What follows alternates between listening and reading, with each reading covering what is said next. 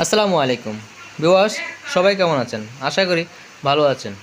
Viewers, বরাবরের মতো এবার আমি আরেকটা ভিডিও নিয়ে আসলাম কোয়েল পাখি সম্পর্কে। যারা কোয়েল পাখি লালন পালন করেন তাদের অবশ্যই কিছু না কিছু সমস্যার সম্মুখীন হয়ে থাকে, কিন্তু কোয়েল পাখি পালনে আসলে বেশি সমস্যার সম্মুখীন হতে হয় না। যেটা সমস্যা হচ্ছে, একটা হচ্ছে ঠান্ডাজনিত সমস্যা হয় মাঝে মাঝে, আর একটা হচ্ছে বড় ছোটোগুলো তাদেরকে মাথা ঠোকরায় অথবা আপনার লাফালাফি করতে গিয়ে মাথা ফাটিয়ে দেয়। যদি আপনার এই ছোটোখাটো খাঁচা বা ঘরগুলো থাকে তাহলে একটু লাফালাফি বেশি করে বা মাথাগুলো ফাটে, আর যদি আপনি ঘর আকারে রাখেন তাহলে ওখানে তারা মাথা ফাটার সম্ভাবনা কমই। তো সেই জন্য তারা অসুস্থ হয়ে পড়ে, তাই তাদেরকে একটি ঔষধ খাওয়াতে হয়। আর সেই ওষুধটা কীভাবে খাওয়াতে হয় আপনাদের আমি এই ভিডিওতে বলে দেব। সেটা হচ্ছে মাইক্রোনিট। এই ওষুধটা মাইক্রোনিট ব্যাট, ওটা আপনার পানির সাথে মিশিয়ে দিলে তারা সম্পূর্ণ সুস্থ হয়ে যাবে। আশা করি সমস্যা হবে না। এটা অ্যান্টিবায়োটিক। তো ভিউয়ার্স, কতটুক পানির সাথে কতটুক মিশাতে হয় সেই বিষয় নিয়ে আজকে আলাপ করব। তারপরে কি খাওয়াতে হবে ম্যাক্রোনিট ব্যাটার পরে, কারণ যেহেতু এটা অ্যান্টিবায়োটিক সেই বিষয়ে আলাপ করব। তো ভিউয়ার্স, যারা আমার চ্যানেলটি এখনও সাবস্ক্রাইব করে না তারা আমার চ্যানেলটি সাবস্ক্রাইব করে দেবেন, আর পুরো ভিডিওটা দেখার জন্য অনুরোধ করা হলো।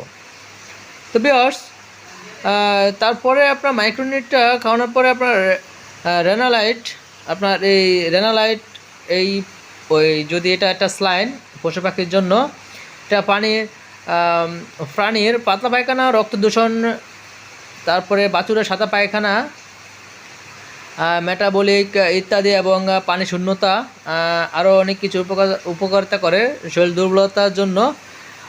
এটা আপনার মোরগ মুরগি কবুতর অথবা কোয়েল পাখি এগুলোর জন্য প্রতি লিটার পানিতে আপনার 1.25 গ্রাম দিতে হবে। একটা প্যাকেটে আপনার 10 গ্রাম থাকে, তো 10 গ্রাম থেকে 1 থেকে 25 গ্রাম আপনি 1 লিটার পানিতে দিবেন। তো মুখটা কেটে আপনি হাতে অনুযায়ী অথবা চামচ থাকে, চামচ বা হাতে যে পরিমাণ মতো আপনি নিয়ে নেবেন।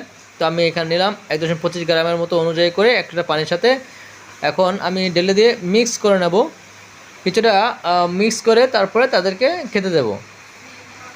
তো এটা কারণ হচ্ছে আপনার আগে যে মাইক্রোনিট খাওয়া হয়েছে এটা অ্যান্টিবায়োটিক, সেটা খেলে অবশ্যই শরীরটা কিছুটা আপনার অনেক শক্তি সম্পূর্ণ ক্ষয় হয় অথবা একটু দুর্বলের দিকে যায়। তো এই স্যালাইনটা খেলে আবার আপনার ঠিক হয়ে যাবে।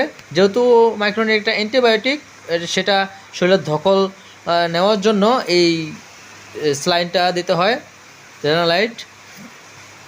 তো তাদেরকে আপনার এখন আমার খাবার খেয়েছে তাই এখন পানিটা একটু কমই খাবে, তারপরেও আসবে, হালকা পাতলা খাবে, সমস্যা নেই। এই পানিটা আপনার 24 ঘন্টা রাখতে পারবেন, অতটা লাগবেও না। যেহেতু কোয়েল পাখি একটু পানি বেশি খায়, আপনার 1 লিটার পানি যাইতে আমার এখানে 10-12টা কোয়েল পাখি হাইয়েস্ট 3 থেকে 4 ঘন্টা লাগবে, পানিটা শেষ হয়ে যাবে ইনশাল্লাহ।